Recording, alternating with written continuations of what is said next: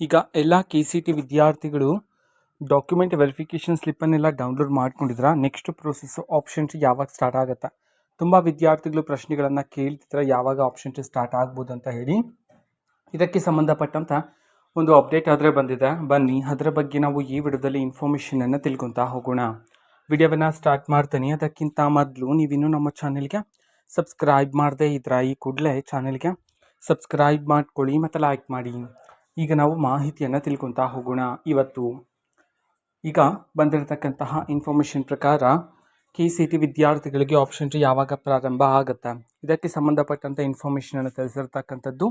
So ಈಗ ಇರ್ತಕ್ಕಂತಹ at present expected date ಆಗಿರ್ತಕ್ಕಂಥದ್ದು ಇದೇ ತಿಂಗಳು ಜೂನ್ ತಿಂಗಳ 22ನೇ ತಾರೀಕು, ಇಲ್ಲ ಅಂತಂದರೆ 23ನೇ ತಾರೀಕು. ಈ ದಿನದ ಒಳಗಡೆ ನಿಮಗೆ ಆಪ್ಷನ್ ಸ್ಟಾರ್ಟ್ ಆಗ್ತಕ್ಕಂಥ ಸಾಧ್ಯತೆ ಆದರೆ ಇರುತ್ತೆ.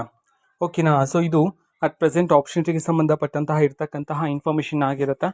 ಮಾಹಿತಿ ಇಷ್ಟ ಆಗಿದ್ದರೆ ನಿಮ್ಮ ಫ್ರೆಂಡ್ಸ್ ಆ್ಯಂಡ್ ಫ್ಯಾಮಿಲಿ ಮೆಂಬರ್ಸ್ಗೂ ಸಹ ವಿಡಿಯೋವನ್ನು ಶೇರ್ ಮಾಡಿ, ಜೊತೆಗೆ ಚಾನೆಲ್ಗೆ ಸಬ್ಸ್ಕ್ರೈಬ್ ಮಾಡಿಕೊಂಡು ಸಪೋರ್ಟ್ ಮಾಡಿ. Thank you, bye.